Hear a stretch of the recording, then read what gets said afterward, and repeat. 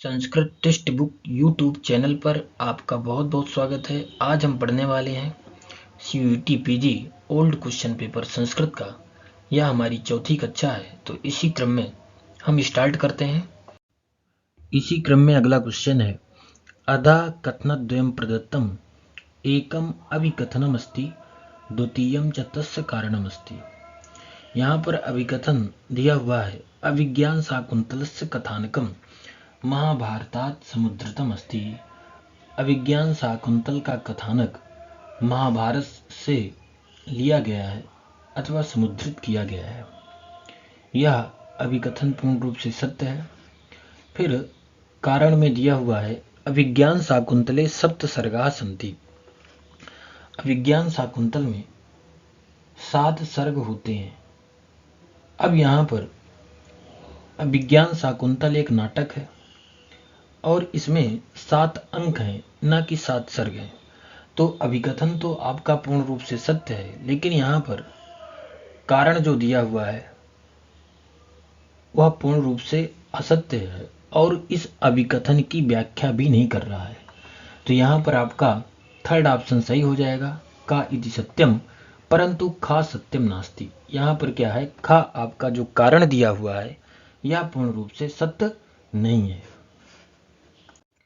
अब देखो यहाँ पर दिया हुआ है उपजीव्य ग्रंथ, इसका कथानक कहाँ से लिया गया है, तो महाभारत के आदि पर्व से लिया गया है और पद्म पुराण के स्वर्ग खंड से भी लिया गया है कथानक इसका। ये भी आपको स्मरण में रखना।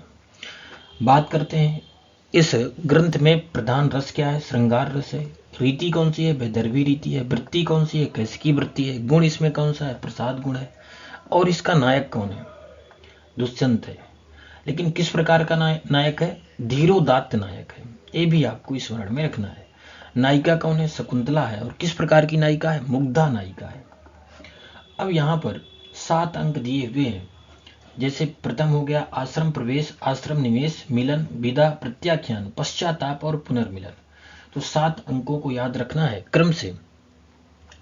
और इसमें ये भी दिया हुआ है कि आश्रम प्रवेश में किसका वर्णन है, आश्रम निवेश में क्या होता है, और मिलन में किसका वर्णन है, विदा में, प्रत्याख्यान में, पश्चाताप में और पुनर्मिलन में। तो इसको भी देख लेना, क्योंकि अंक के अनुसार इसके कथा को भी क्रम से लगाने के लिए दे देता है। इसी क्रम में अगला क्वेश्चन है, अधः कथनद्वयं प्रदत्तम एकम अभिकथनम अस्ति द्वितीयम च तस्य कारणम अस्ति। अभिकथन का में दिया हुआ है, शतक त्रयस्य रचयिता भर्तृहरि अस्ति। शतक त्रय के रचयिता भर्तृहरि है। यह अभिकथन पूर्ण रूप से आपका सत्य है। फिर यहाँ पर कारण दिया हुआ है, वैराग्य शतकम भर्तृहरेः अंतिमा रचना स्वीक्रियते। वैराग्य शतक भर्तृहरि की अंतिम रचना स्वीकार करते हैं। अब यहाँ पर दोनों वाक्य सत्य हैं, क्योंकि भर्तृहरि के द्वारा 3 प्रकार की रचनाएं की गई हैं। 3 रचनाएं प्राप्त होती हैं हमको। कौन कौन सी, नीति शतकम, श्रृंगार शतकम और वैराग्य शतकम। तो वैराग्य शतक क्या है, भर्तृहरि की अंतिम रचना के रूप में स्वीकार करते हैं। और शतक त्रयस्य, इन्हीं को जो है शतक त्रय कहा जाता है। नीति शतकम को, वैराग्य शतकम को और श्रृंगार शतकम को। इन शतक त्रयस्य रचयिता माने शतक त्रय की रचयिता भर्तृहरि हैं। तो आपका अभिकथन और कारण पूर्ण रूप से सत्य है, लेकिन अभिकथन की व्याख्या कारण के माध्यम से ठीक प्रकार से नहीं हो रही है। अर्थात खा जो है का की समुचित व्याख्या नहीं कर रहा है। तो यहाँ पर वाक्य तो दोनों सत्य हैं, लेकिन खा का की समुचित व्याख्या नहीं कर रहा है। इस कारण यहाँ पर आपका जो है सेकंड ऑप्शन सही हो। इसी क्रम में अगला क्वेश्चन है, नीति शतकानुसारम यथाक्रमम व्यवस्थापित। नीति शतक के अनुसार यथाक्रम व्यवस्थापित करना है, क्योंकि नीति शतक के विषय वस्तु को 11 पद्धतियों में विभाजित किया गया है। तो यहाँ पर 11 पद्धतियों में कुछ पद्धतियों का वर्णन किया गया है और इन पद्धतियों को आपको क्रम से व्यवस्थापित करना है, क्रम से लगाना है कि किसके बाद कौन सी पद्धति आती है। तो यहाँ पर अर्थ पद्धति, विद्वत पद्धति, मूर्ख पद्धति और मान सौर पद्धति। तो यहाँ पर क्या हो जाएगा, प्रथम जो पद्धति है इसके अनुसार, ना कि 11 विषयों के अनुसार। तो यहाँ पर हम 4 ऑप्शनों को देख करके लगाएंगे, ना कि संपूर्ण 11 विषयों को देख करके लगाएंगे। यहाँ पर जो दिए हुए 4 ऑप्शन हैं तो इन चार ऑप्शनों में से कौन सी पद्धति सर्वप्रथम आती है? तो यहाँ पर पहला क्या हो जाएगा आपका? मूर्ख पद्धति आती है। फिर इसके बाद विद्युत पद्धति आती है। फिर इसके बाद क्या आता है आपका? मान सौर्य पद्धति तीसरे नंबर में। फिर चौथे नंबर पर आता है अर्थ पद्धति। तो यहाँ पर CBDA। इस कारण आपका फर्स्ट ऑप्शन यहाँ पर सही होता है। अब देखो, विद्वानों ने नीति शतक के विषय वस्तु को, नीति शतक का जो विषय वस्तु है उस विषय वस्तु को 11 पद्धतियों में बांटा है। पहले क्या है? ब्रह्म की स्तुति है। फिर मूर्ख निंदा है। फिर विद्वत पद्धति है। फिर मान सौर पद्धति है। फिर अर्थ पद्धति है। दुर्जन पद्धति है। सुजन पद्धति है। परोपकार पद्धति है। धैर्य पद्धति है। दैव प्रशंसा पद्धति है। और फिर 11वीं जो पद्धति है उसका नाम क्या है? कर्म पद्धति है। तो कुल मिलाकर के नीति शतक का जो विषय वस्तु है उस विषय वस्तु को 11 पद्धतियों में बांटा गया है और इन पद्धतियों को आपको क्रम से जो है स्मरण में रखना है। इसी क्रम में अगला क्वेश्चन है, अधा कथनद्वयं प्रदत्तम एकम अभिकथनमस्ति द्वितीयम च तस्य कारणमस्ति। यहाँ पर दो कथन प्रदान किए गए हैं, एक अभिकथन है और द्वितीय उसका कारण है। अभिकथन का में कहा गया है श्रृंगार रसस्य स्थायी भाव रति इति अस्ति। श्रृंगार रस का स्थायी भाव क्या होता है? रति होता है। फिर कारण में बता दिया गया है कि श्रृंगार रसस्य श्याम वर्ण अस्ति। श्रृंगार रस का श्याम वर्ण होता है। यह पूर्ण रूप से सत्य है कि श्रृंगार रस का स्थायी भाव रति होता है। और फिर इसी क्रम में श्रृंगार रस का वर्ण पूछा है, तो श्रृंगार रस का वर्ण श्याम वर्ण होता है। यह कारण भी पूर्ण रूप से सत्य है, लेकिन इस अभिकथन की इस कारण के माध्यम से समुचित व्याख्या नहीं हो रही है, क्योंकि यहाँ पर स्थायी भाव वह रति है। अब श्रृंगार रस का स्थायी भाव क्या है? रति है। ये पूर्ण रूप से सत्य है, लेकिन स्थायी भाव जो रति है इसकी समुचित व्याख्या इस कारण के माध्यम से हमको प्राप्त नहीं हो रही है। इस कारण यहाँ पर अभिकथन और कारण पूर्ण रूप से सत्य हैं, लेकिन खा जो है, जो कारण है, का की समुचित व्याख्या नहीं कर रहा है। इस कारण यहाँ पर आपका सेकंड ऑप्शन जो है सही हो जाएगा। अब देखो, यहाँ पर रस दिए हुए हैं, एक तरफ उनके स्थायी भाव दिए हुए हैं, एक तरफ उनके वर्ण दिए हुए हैं और एक तरफ उनके देवता दिए हुए हैं। अर्थात श्रृंगार रस का देवता कौन है? तो विष्णु देवता है। अगर बात करें स्थायी भाव क्या है? रति है। और इसका वर्ण कौन सा होता है? श्रृंगार रस का श्याम वर्ण होता है। श्रृंगार रस के देवता कौन है? विष्णु है। हास्य रस है, इसका स्थायी भाव हास है और इसका वर्ण क्या है? शुक्ल माने सफेद है और इसके देवता कौन है? प्रमथ है। इसी प्रकार करुण है, इसका स्थायी भाव शोक होता है और इसका वर्ण कौन होता है? कपोत होता है और इसके देवता कौन होते हैं? यमराज होता है। इसी प्रकार आपको देख लेना है। तो यहाँ पर मेन अगर बात करते हैं तो 4-5 जो मेन रस दिए हुए हैं, इनका वर्ण और इनसे संबंधित देवता और इनका स्थायी भाव, इसको विशेष रूप से आपको रट लेना है। इसी क्रम में अगला क्वेश्चन है, महाभारतस्य एतानि पर्वाणि क्रमेण व्यवस्थाप्यत। महाभारत के इन पर्वों को क्रम से आपको व्यवस्थापित करना है। तो यहाँ पर बताना है कि इनका क्रम क्या है, क्योंकि महाभारत में 18 पर्व होते हैं, लेकिन यहाँ पर जो 5 ऑप्शन दिए हुए हैं, इन 5 ऑप्शनों को देख करके इनका क्रम निर्धारित करना है, ना कि संपूर्ण 18 पर्वों को देख करके निर्धारित करना है। तो यहाँ पर इन 5 ऑप्शनों को देखना है और बताना है कि सर्वप्रथम कौन सा पर्व आता है। तो यहाँ पर क्या हो जाएगा? सर्वप्रथम भीष्म पर्व आता है, जो कि 6वां पर्व है। फिर इसके बाद आपका द्रोण पर्व आता है। फिर इसके बाद आपका कर्ण पर्व आता है। फिर इसके बाद आपका शल्य पर्व आता है। फिर इसके बाद आपका स्त्री पर्व आता है। तो यहाँ पर आपका चौथा ऑप्शन सही हो जाएगा। अब देखो, यहाँ पर महाभारत के खंडों को हम क्या कहते हैं? पर्व कहते हैं। और पर्व कुल मिलाकर के 18 हमको प्राप्त होते हैं। जैसे आदि पर्व हो गया, सभा पर्व, वन पर्व, विराट पर्व, उद्योग पर्व, भीष्म पर्व, द्रोण पर्व, कर्ण पर्व, शल्य पर्व, सौप्तिक, स्त्री, शांति, अनुशासन, अश्वमेध, आश्रमवासी, मौसल, महाप्रस्थानिक, स्वर्गारोहण। और यहाँ पर स्मरणार्थ, स्मरण करने के लिए यह श्लोक भी हमको प्राप्त होता है। आ सभा विराटश्च उद्योग भी द्रोण कर्णशला सौप्ति स्त्री शांति शासन मेध आश्रय मौसल प्रस्थान रोहणम। तो कुल मिलाकर के 18 पर्व यहाँ हमको महाभारत के खंडों में प्राप्त होते हैं, अथवा हम खंडों को ही पर्व कहते हैं। तो महाभारत में कुल मिलाकर के 18 पर्व प्राप्त होते हैं, और महाभारत के जो खंड हैं उन खंडों को ही हम क्या कहते हैं, पर्व कहते हैं। तो इनको क्रम से भी आपको स्मरण में रखना है, क्योंकि कहीं से भी उठा करके दे सकता है परीक्षा। इसी क्रम में अगला क्वेश्चन है, तर्क संग्रहानुसारम पदार्थानाम क्रमम व्यवस्थाप्य। तर्क संग्रह के अनुसार पदार्थों का क्रम व्यवस्थापित करना है आपको, कि तर्क संग्रह के अनुसार पदार्थों का क्या क्रम है। तो यहाँ पर सर्वप्रथम कौन सा पदार्थ आता है, फिर इसके बाद कौन, क्योंकि 7 पदार्थ होते हैं और उन 7 पदार्थों में आपको क्रम को ढूंढ करके व्यवस्थापित करना है। तो सर्वप्रथम क्या आता है आपका, बी आता है, द्रव्य हो गया, गुण हो गया, फिर इसके बाद कर्म हो गया, फिर इसके बाद आपका क्या हो जाएगा, विशेष हो जाएगा, फिर इसके बाद आता है आपका क्या, अभाव आ जाएगा। तो यहाँ पर प्रथम क्या रहेगा, प्रथम आपका द्रव्य रहेगा, दूसरा आपका गुण रहेगा, तीसरा आपका क्या रहेगा, कर्म रहेगा, चौथा क्या रहेगा आपका सी, और पांचवा क्या रहेगा, अभाव। तो यहाँ पर फर्स्ट ऑप्शन आपका सही हो जाएगा। अब देखो यहाँ पर तर्क संग्रह के अनुसार अगर हम इसका क्रम देखें तो 7 पदार्थ होते हैं, द्रव्य होता है, गुण होता है, कर्म होता है, सामान्य होता है, विशेष होता है, समवाय होता है और अभाव। सप्त पदार्थ कुल 7 पदार्थ होते हैं। इसी प्रकार अगर हम द्रव्यों की बात करते हैं, कुल मिलाकर के 9 द्रव्य प्राप्त होते हैं। पृथ्वी, तेजो, वायु, आकाश, काल, दिगात्मा, मनांसी, नवैव। माने पहला द्रव्य क्या है, पृथ्वी है, फिर अप है, अप जिसको जल बोलते हैं, फिर तेज है, फिर वायु है, फिर आकाश है, फिर काल है, फिर दिग है, फिर आत्मा है, फिर मन है। तो पदार्थों का क्रम और द्रव्यों का क्रम, इन क्रमों को याद रखना है।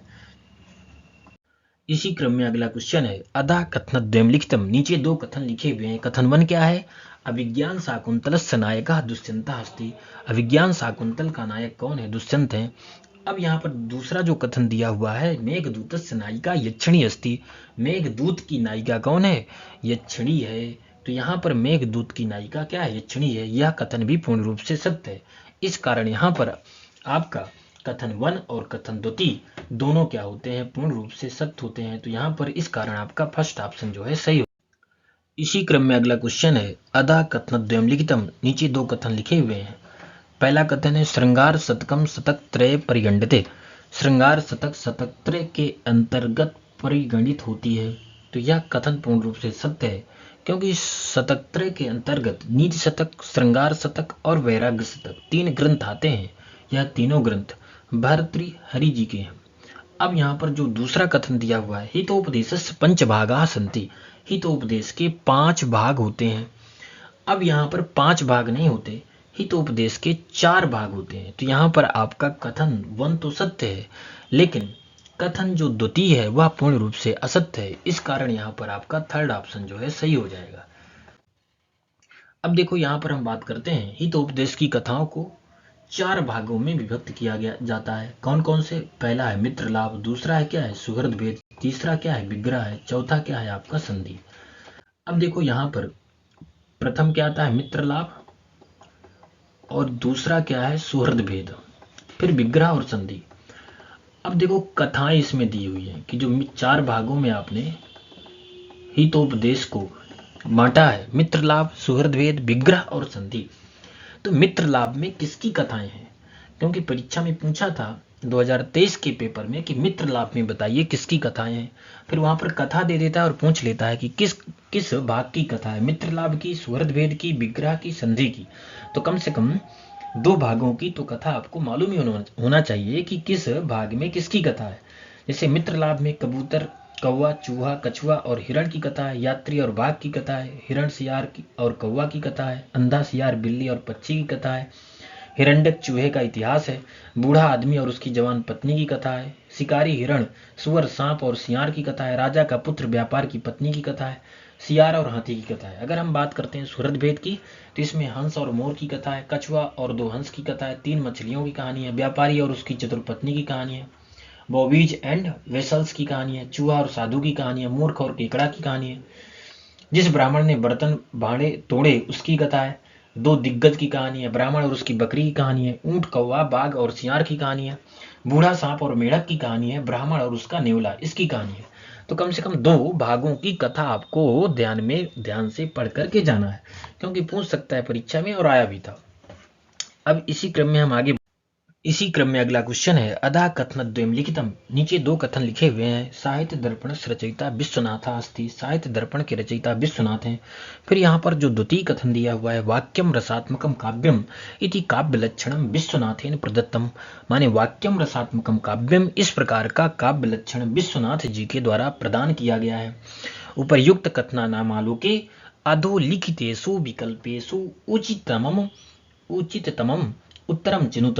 तो यहाँ पर आपको बताना है क्या यह दोनों कथन सही है अथवा दोनों कथन गलत हैं या इन दोनों कथनों में से कोई एक कथन सत्य है। तो यहाँ पर कथन वन और कथन द्वितीय इति उभय सत्यस्ता, यहाँ पर कथन वन और कथन द्वितीय क्या है, दोनों पूर्ण रूप से सत्य हैं, क्योंकि वाक्यम रसात्मकम काव्यम यह काव्य का लक्षण विश्वनाथ जी के द्वारा प्रदत्त किया गया है और साहित्य दर्पण यह जो रचना है विश्वनाथ की है। इस कारण यहाँ पर आपका फर्स्ट ऑप्शन जो है सही होता है। अब देखो यहाँ पर एक तरफ ग्रंथ दिए हुए हैं और दूसरी तरफ ग्रंथकारों के नाम दिए हुए हैं और एक तरफ काव्य लक्षण दिए हुए हैं, अर्थात किस ग्रंथ में किस आचार्य ने किस प्रकार का काव्य लक्षण का प्रतिपादन किया है। जैसे काव्य प्रकाश है, इसके ग्रंथकार कौन है, इसके रचनाकार कौन है, तो आचार्य मम्मट हैं। इन्होंने काव्य का लक्षण बताया है। तद्दोषौ शब्दार्थौ सगुणौ अलंकृति पुनः क्वापि।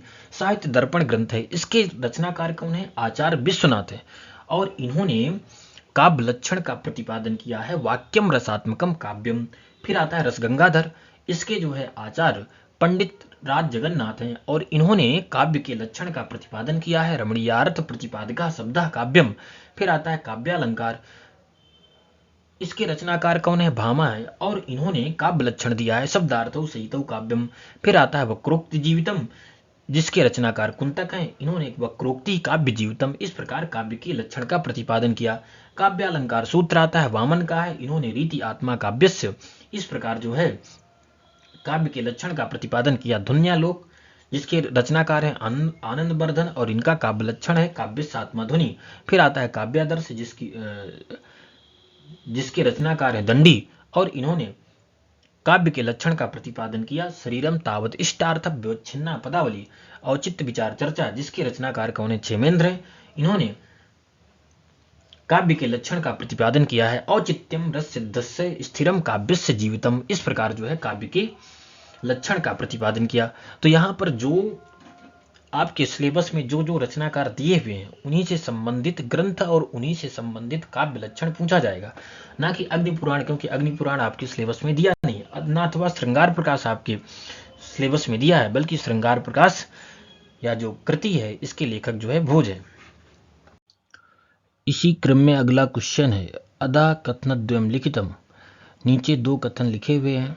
कथन वन में लिखा हुआ है पश्यति इति रूपम लट लकारे सिद्ध्यति। पश्यति यह रूप लट लकार में सिद्ध होता है। यह कथन पूर्ण रूप से सत्य है। फिर यहाँ पर कथन द्वितीय है पश्यति इति रूपम दृश्य धातु वर्तते। पश्यति यह रूप दृश्य धातु का है। तो देखो दृश्य को क्या हो जाता है, पश्य आदेश हो जाता है। तो यहाँ पर जो दृश्य धातु है एक सूत्र है पाग्राद्मा दीर्घमान सूत्र है और यह भ्वादि गण का सूत्र है। इस सूत्र के माध्यम से दृश्य के स्थान पर पश्य आदेश हो जाता है। पश्य हो जाने के बाद पश्यति यह रूप बनता है और लट लकार के प्रथम पुरुष के एक वचन में रूप बनता है पश्यति। तो यहाँ पर आपका कथन वन और कथन द्वितीय दोनों क्या हैं, सत्य हैं। इस कारण आपका फर्स्ट ऑप्शन जो है सही होता है। इसी क्रम में अगला क्वेश्चन है आत्मा इति रूपम आत्मन इति शब्दस्य द्वितीय बहुवचने सिद्ध्यति। आत्मना यह जो रूप है आत्मन इति शब्द के द्वितीय बहुवचन में सिद्ध होता है और आत्मना इति रूपम आत्मना यह जो रूप है आत्मन शब्द के पंचमी एक वचन में सिद्ध होता है। तो यहाँ पर देखो दोनों कथन आपके पूर्ण रूप से सत्य हैं। कथन वन भी सत्य है क्योंकि द्वितीय बहुवचन में आत्मन शब्द से आत्मनः इस प्रकार का प्रयोग बनता है और यहाँ पर आत्मन शब्द से पंचमी के एक वचन में आत्मनः इस प्रकार का रूप बनता है। तो यहाँ पर कथन वन और कथन द्वितीय दोनों जो है पूर्ण रूप से सत्य हैं। इस कारण आपका फर्स्ट ऑप्शन यहाँ पर सही होता है। अब हम बात करते हैं आत्मन शब्द की। आत्मन में नकार हलंत रहता है और यह पुल्लिंग शब्द है। पुल्लिंग शब्द है यह।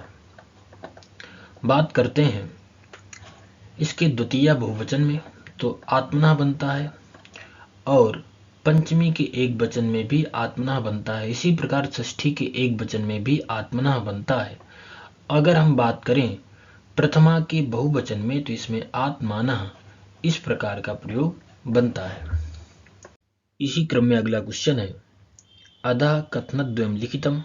नीचे दो कथन लिखे हुए हैं। कथन 1 है जैन दर्शने चतुर्विंशति तीर्थंकरा सन्ति। जैन दर्शन में 24 तीर्थंकर होते हैं। और कथन द्वितीय है जैना नाम, जैनों के 24 तीर्थंकरों में 24वां तीर्थंकर ऋषभदेव थे। अब यहाँ पर ऋषभदेव पहले तीर्थंकर थे, ना कि 24वें तीर्थंकर थे। 24वें तीर्थंकर महावीर स्वामी थे और पहले तीर्थंकर ऋषभदेव थे। तो यहाँ पर कथन 1 आपका पूर्ण रूप से सत्य होता है, लेकिन कथन द्वितीय यहाँ पर पूर्ण रूप से असत्य होता है। इस कारण आपका थर्ड ऑप्शन सही हो जाएगा। कथन 1 तो सत्य है, लेकिन कथन द्वितीय पूर्ण रूप से क्या है, असत्य है, क्योंकि 24वें तीर्थंकर महावीर स्वामी हुए हैं और फर्स्ट तीर्थंकर ऋषभदेव हुए थे।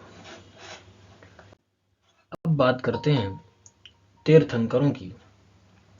जैन धर्म में वर्णित 24 तीर्थंकरों के नाम निम्नलिखित हैं।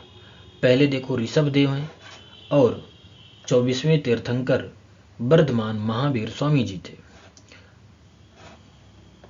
इसी क्रम में अगला क्वेश्चन है अधः कथनद्वयं लिखितम्। कथन 1 है योगस्य सप्त अंगानि सन्ति। योग के 7 अंग होते हैं। योग के 7 अंग नहीं होते, बल्कि योग के 8 अंग होते हैं। यम, नियम, आसन, प्राणायाम, प्रत्याहार, धारणा, ध्यान और समाधि योग के 8 अंग प्राप्त होते हैं। और यहाँ पर कथन द्वितीय दिया हुआ है अभ्यास वैराग्याभ्याम। अभ्यास वैराग्य से चित्त वृत्ति नाम निरोधा भवति। चित्त वृत्तियों का निरोध होता है। तो यहाँ पर पूर्ण रूप से सत्य है, क्योंकि अभ्यास और वैराग्य से ही चित्त वृत्तियों का निरोध होता है। तो यहाँ पर आपका कथन 1 पूर्ण रूप से असत्य है तथा कथन द्वितीय पूर्ण रूप से सत्य है। तो यहाँ पर फोर्थ ऑप्शन आपका सही हो जाएगा। कथन 1 असत्यमस्ति परंतु कथनम द्वितीय सत्यमस्ति। इस कारण आपका यहाँ पर फोर्थ ऑप्शन जो है सही है। यहाँ पर योग के 8 अंग बताए गए हैं। यम, नियम, आसन, प्राणायाम, प्रत्याहार, धारणा, ध्यान और समाधियों अष्टौ अंगानी 8 अंग होते हैं। यम, नियम, आसन, प्राणायाम, प्रत्याहार, धारणा, ध्यान और समाधि। फिर यहाँ पर चित्त वृत्ति नाम निरोधा। तो एक सूत्र है योग दर्शन में अभ्यास वैराग्याभ्याम तन निरोधा भवति। तन निरोधा तत्पद से आपको पकड़ना है चित्त वृत्ति नाम निरोधा भवति, माने चित्त वृत्तियों का निरोध होता है। किसके माध्यम से? अभ्यास के माध्यम से और वैराग्य के माध्यम से चित्त वृत्तियों का निरोध होता है। फिर यहाँ पर आपसे पूछ सकता है कि अभ्यास क्या है, वैराग्य क्या है? तो अभ्यास का लक्षण दिया हुआ है तत्र स्थितौ यत्नो अभ्यासा। फिर इसी प्रकार शायद वैराग्य का लक्षण भी दिया हुआ है दृष्टानुश्रवी के विषय वितृष्णस्य वशीकार संज्ञा वैराग्यम। तो यहाँ पर अभ्यास के बारे में भी पूछ सकता है आपसे, अथवा वैराग्य के बारे में भी आपसे पूछ सकता है। तो यहाँ पर चित्त वृत्तियों का निरोध का लक्षण है और योग के 8 अंगों के बारे में बताया गया है। इसी क्रम में अगला क्वेश्चन है हितोपदेशस्य भागा सन्ति। हितोपदेश के भाग होते हैं मित्रलाभा, संधि, विग्रह, मित्रभेदा, अपरिच्छित कारकम। अब यहाँ पर आपको बताना है कि हितोपदेश के कुल कितने भाग होते हैं। हितोपदेश को कितने भागों में विभक्त किया गया है। हितोपदेश के 4 भाग प्राप्त होते हैं। एक मित्र लाभ हो गया, दूसरा सुहृद भेद हो गया, फिर आपका विग्रह हो गया और संधि हो गया। तो पहला कौन सा है? मित्र लाभ। दूसरा आपका है जो है सुहृद भेद, सुहृद भेद है। फिर तीसरा आपका विग्रह है और चौथा आपका संधि है। इनको क्रम से भी आपको स्मरण करके रखना है, क्योंकि कभी कभी परीक्षा में क्रम से लगाने के लिए दे देता है। तो यहाँ पर आपका ए, बी और सी, इस कारण आपका फर्स्ट ऑप्शन यहाँ पर सही होता है। इसी क्रम में अगला क्वेश्चन है, अभिज्ञान शाकुंतले पात्राणि सन्ति। अभिज्ञान शाकुंतल में पात्र हैं, कौन कौन से पात्र हैं? तो यहाँ पर फर्स्ट ऑप्शन आपका सही होता है, खंडवा, या भी अभिज्ञान शाकुंतल में पात्र है। सर्वदमना, सर्वदमन भी अभिज्ञान शाकुंतल नामक नाटक में पात्र है। मांडव्य अथवा माधव्य, यह अभिज्ञान शाकुंतल नामक नाटक में विदूषक है, यह भी पात्र हैं अभिज्ञान शाकुंतल नामक ग्रंथ के। तो यहाँ पर आपका ए, डी और ई ऑप्शन जो है सही होता है, इस कारण आपका थर्ड ऑप्शन यहाँ पर सही है। इसी क्रम में अगला क्वेश्चन है, क्षेमेंद्रस्य रचना अस्ति। क्षेमेंद्र की रचना है, आपको बताना है कि आचार्य क्षेमेंद्र की कौन सी रचना है। औचित्य विचार चर्चा, कवि कंठाभरणम, काव्य प्रकाशा, अलंकार सर्वस्वम अथवा चंद्रालोका। तो यहाँ पर दो रचनाएं क्षेमेंद्र की हैं। इन 5 ऑप्शनों में औचित्य विचार चर्चा और कवि कंठाभरणम, ए और बी ऑप्शन यहाँ पर आपका सही हो जाएगा, क्योंकि क्षेमेंद्र की रचनाओं में औचित्य विचार चर्चा है और कवि कंठाभरण है। वैसे तो क्षेमेंद्र ने 40 ग्रंथों की रचना किया है, लेकिन 40 ग्रंथ पूर्ण रूप से उपलब्ध नहीं होते हैं। यहाँ पर कुछ ही ग्रंथ हमको प्राप्त होते हैं, जैसे कि भारत मंजरी, बृहत कथा मंजरी, औचित्य विचार चर्चा, कवि कंठाभरण, सुवृत्त तिलक और समय मातृका आदि ही कुछ ग्रंथ हमको उपलब्ध होते हैं, और बाकी ग्रंथ हमको उपलब्ध नहीं होते हैं। तो यहाँ पर आपका ए और बी ऑप्शन सही है, इस कारण यहाँ पर आपका फर्स्ट ऑप्शन जो है सही हो जाएगा। इसी क्रम में अगला क्वेश्चन है, अधोलिखितेषु संप्रदान संज्ञा विधायकम सूत्रमस्ति। अधोलिखित सूत्रों में से संप्रदान संज्ञा विधायक सूत्र है, आपको बताना है। तथा युक्तम चानेप्सितम रुच्यर्थानां प्रीयमाणः आख्यातोपयोगे यतस्य निर्धारणं राधिच्योर्यस्य विप्रश्नः। अब यहाँ पर रुच्यर्थानां प्रीयमाणः इस सूत्र के माध्यम से संप्रदान संज्ञा होती है, और राधिच्योर यस्य विप्रश्नः इस सूत्र के माध्यम से भी संप्रदान संज्ञा होती है। यहाँ पर तथा युक्तम चानेप्सितम इस सूत्र के माध्यम से कर्म संज्ञा होती है। आख्यातोपयोगे इस सूत्र के माध्यम से अपादान संज्ञा होती है। यतस्य निर्धारणम इस सूत्र के माध्यम से षष्ठी और सप्तमी दोनों होती है। अगर हम बात करते हैं रुच्यर्था नाम प्रियमाणः, तो यहाँ पर रुच्यर्थक धातुओं के प्रयोग में प्रियमाण की संप्रदान संज्ञा होती है। कैसे, एग्जाम्पल देकर के बताया गया है। हरे रोचते भक्ति ही, हरि को भक्ति अच्छी लगती है, तो जिसको जो चीज अच्छी लगती है उसकी संप्रदान संज्ञा होती है। जैसे हरि को भक्ति अच्छी लगती है, तो भक्ति किसको अच्छी लगती है, तो भक्ति हरि को अच्छी लगती है, इस कारण हरि की संप्रदान संज्ञा हो जाएगी। तो यहाँ पर आपका रुच्यर्था नाम प्रियमाणः इस सूत्र के माध्यम से संप्रदान संज्ञा होती है। फिर आपका आता है ई राधिच्योर यस्य विप्रश्नः, इस सूत्र के माध्यम से भी संप्रदान संज्ञा होती है। यह सूत्र कहता है राध और इच्छ धातुओं के प्रयोग में जिसके विषय में विविध प्रकार के प्रश्न किया जा रहा हो अथवा विविध प्रकार के प्रश्न करते हैं उसकी संप्रदान संज्ञा होती है। लेकिन वहां पर राध और इच्छ धातुओं का प्रयोग हो तब जाकर के जिसके विषय में विविध प्रश्न करते हैं उसकी संप्रदान संज्ञा होती है। तो यहाँ पर आपके दो बी और ई इन सूत्रों के माध्यम से संप्रदान संज्ञा हो जाएगी, इस कारण आपका थर्ड ऑप्शन यहाँ पर सही हो जाएगा। इसी क्रम में अगला क्वेश्चन है, प्रथमाम सूचीम द्वितीया सूच्या सह मिलियत। प्रथम सूची को द्वितीय सूची के साथ मिलान करना है। एक तरफ कारक दिए हुए हैं और दूसरी तरफ उनसे संबंधित विभक्तियां दी हुई हैं। आपको बताना है किस कारक में कौन सी विभक्ति होती है। जैसे करण कारक है, करण कारक में कौन सी विभक्ति होती है, तो करण कारक में तृतीया होती है, संप्रदान में चतुर्थी होती है, अपादान में पंचमी होती है और संबंध में षष्ठी होती है। तो करण में तृतीया हो जाएगी, संप्रदान में चतुर्थी हो जाएगी, अपादान में पंचमी हो जाएगी और संबंध में क्या हो जाएगी, षष्ठी हो जाएगी। तो पहले का क्या है आपका चौथा, तो पहले का चौथा यहाँ पर ए और चौथे ऑप्शन में दिया हुआ है। फिर हम बी का देखते हैं, बी संप्रदान, संप्रदान का क्या है चतुर्थी है, तो बी का क्या है तीसरा है, तो यहाँ पर बी का तीसरा दिया हुआ है। फिर सी का क्या है दूसरा है और डी का क्या है पहला है, इस कारण आपका यहाँ पर फोर्थ ऑप्शन जो है सही हो जाएगा। इसी क्रम में अगला क्वेश्चन है, प्रथमाम सूची द्वितीय सूचिया सह मेलियत। प्रथमा सूची को द्वितीय सूची के साथ मिलान करना है। एक तरफ कवियों के नाम है और दूसरी तरफ उनसे संबंधित ग्रंथ हैं कि किस ग्रंथ को किस आचार्य ने लिखा है।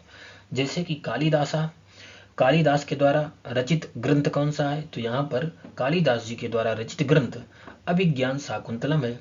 वेदव्यास जी के द्वारा रचित ग्रंथ कौन सा है, श्रीमद् भगवद गीता। और भर्तृहरि इनके द्वारा रचित ग्रंथ है श्रृंगार शतकम।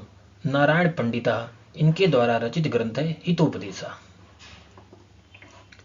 इस कारण यहाँ पर वन का क्या हो जाएगा आपका फोर्थ ऑप्शन हो जाएगा। वन का कहीं फोर्थ दिया हुआ है, चौथा ऑप्शन दिया हुआ है। बी का क्या है आपका तीसरा है वेदव्यासा श्रीमद् भगवद गीता, और सी का दूसरा है भर्तृहरि श्रृंगार शतकम, और डी का क्या है पहला है नारायण पंडिता हितोपदेशा। इस कारण यहाँ पर आपका फोर्थ ऑप्शन जो है सही होता है। इसी क्रम में अगला क्वेश्चन है, प्रथमाम सूचीम द्वितीया सूचिया सह मेलयत। प्रथमा सूची को द्वितीय सूची के साथ मिलान करना है। आपको बताना है एक तरफ आचार्यों के नाम दिए हुए हैं और दूसरी तरफ उनसे संबंधित संप्रदाय के बारे में बताया गया है। तो यहाँ पर आपको बताना है कि भरत जी जो है किस संप्रदाय के हैं, तो भरत जी रस संप्रदाय के आचार्य हैं। तो यहाँ पर आपका ए का क्या हो जाएगा चौथा हो जाएगा। और फिर भामा किस संप्रदाय के हैं, भामा अलंकार संप्रदाय के हैं। फिर इसी क्रम में अगर हम देखते हैं वामनः, तो वामन क्या है आपके रीति संप्रदाय के आचार्य हैं। और आनंद वर्धन यहाँ पर जो है ध्वनि संप्रदाय के आचार्य हैं। इस कारण ए का चौथा हो जाएगा, बी का जो है आपका तीसरा हो जाएगा और सी का आपका दूसरा हो जाएगा, डी का आपका क्या हो जाएगा पहला हो जाएगा। इस कारण आपका यहाँ पर थर्ड ऑप्शन सही हो जाएगा। अब देखो यहाँ पर काव्य शास्त्री 6 संप्रदायों के बारे में विशेष करके हमको चीजें प्राप्त होती हैं। जैसे कि रस संप्रदाय, तो रस संप्रदाय के आचार्य कौन है, प्रवर्तक भरत हैं। फिर इन्हीं के बहुत सारे अनुयायी आचार्य हुए, जैसे भोजराज, भट्टनायक, विश्वनाथ, राजशेखर, केशव मिश्र और शारदा तनय। इसी प्रकार अलंकार संप्रदाय की बात करते हैं, इसमें भामा प्रवर्तक हुए हैं, दंडी हुए, उद्भट हुए, प्रतिहारेंद्रराज, रुद्रट, जयदेव और अप्पय दीक्षित। इसी प्रकार रीति संप्रदाय की बात करते हैं तो इसके प्रवर्तक जो है वामन है। ध्वनि संप्रदाय में आनंदवर्धन, रूप्यक, मठ, अभिनव गुप्त और जगन्नाथ। वक्रोक्ति संप्रदाय के आचार्य हैं कुंतक हैं। और चित्त संप्रदाय के आचार्य क्या है, क्षेमेंद्र है। और चमत्कार संप्रदाय भी कुछ आधुनिक काव्य शास्त्री मानते हैं। इसी क्रम में अगला क्वेश्चन है, प्रथमाम सूचीम द्वितीया सूचिया सह मेलयत। प्रथमा सूची को द्वितीय सूची के साथ मिलान करना है। यहाँ पर फर्स्ट ऑप्शन दिया हुआ है, तद्दोषौ शब्दार्थौ सगुणौ अनलंकृति पुनः क्वापि। यह काव्य लक्षण है और यह काव्य लक्षण किस आचार्य से संबंधित है, तो यह काव्य लक्षण आचार्य मम्मट का है। तो यहाँ पर ए का क्या हो जाएगा तीसरा हो जाएगा। फिर बी ऑप्शन में दिया हुआ है वाक्यम रसात्मकम काव्यम। यह काव्य लक्षण किस आचार्य का है, विश्वनाथ जी का। फिर सी में दिया हुआ है रीति आत्मा काव्यस्य। यह काव्य लक्षण आपका वामनः माने वामन जी का है, क्योंकि रीति आत्मा काव्यस्य वामन जी का है। फिर यहाँ पर आता है शरीरम तावत इष्टार्थ विवच्छिन्ना पदावली। यह काव्य लक्षण आपका दंडी का है। तो यहाँ पर ए का क्या हो जाएगा तीसरा हो जाएगा, बी का क्या हो जाएगा पहला हो जाएगा और सी का चौथा हो जाएगा, डी का क्या हो जाएगा दूसरा हो जाएगा। माने शरीरम तावत इष्टार्थम व्योच्छिन्ना पदावली, यह लक्षण आपके दंडी का है। यहाँ पर काव्य लक्षण तालिका ग्रंथ दी हुई है, जैसे कि काव्य प्रकाश है आचार्य मम्मट का है, उनका काव्य लक्षण क्या है। साहित्य दर्पण में आचार्य विश्वनाथ जी का है। रस गंगाधर पंडित जगन्नाथ जी का है। काव्यालंकार भामा का है, वक्रोक्ति जीवितम कुंतक का है, काव्यालंकार सूत्र वामन का है, ध्वन्यालोक आनंदवर्धन का है, काव्यादर्श दंडी का है, औचित्य विचार चर्चा क्षेमेंद्र का है, अग्नि पुराण जो है व्यास का है, श्रृंगार प्रकाश भोज का है। और उनसे संबंधित यहाँ पर काव्य लक्षण तालिका ग्रंथ में प्रदान किए गए हैं, तो आप इनको देख सकते हैं। इसी क्रम में अगला क्वेश्चन है, प्रथमाम सूचिम द्वितीय सूचिया सह मिलित। प्रथमा सूची को द्वितीय सूची के साथ मिलान करना है। श्रृंगार रस का स्थायी भाव क्या है? एक तरफ रस दिए हुए हैं और दूसरी तरफ उनसे संबंधित स्थायी भाव दिए हुए हैं। आपको मिलाना है कि किस रस का कौन सा स्थायी भाव है। जैसे श्रृंगार रस का स्थायी भाव क्या होता है? तो यहाँ पर रति होता है। श्रृंगार रस का स्थायी भाव रति है। रौद्र रस का स्थायी भाव क्रोध होता है। हास्य रस का स्थायी भाव हास होता है। और अद्भुत रस का स्थायी भाव क्या होता है? विस्मय होता है। इस कारण ए का दूसरा, बी का जो है आपका तीसरा और सी का चौथा और डी का जो है पहला। तो यहाँ पर आपका फर्स्ट ऑप्शन जो है सही हो जाएगा।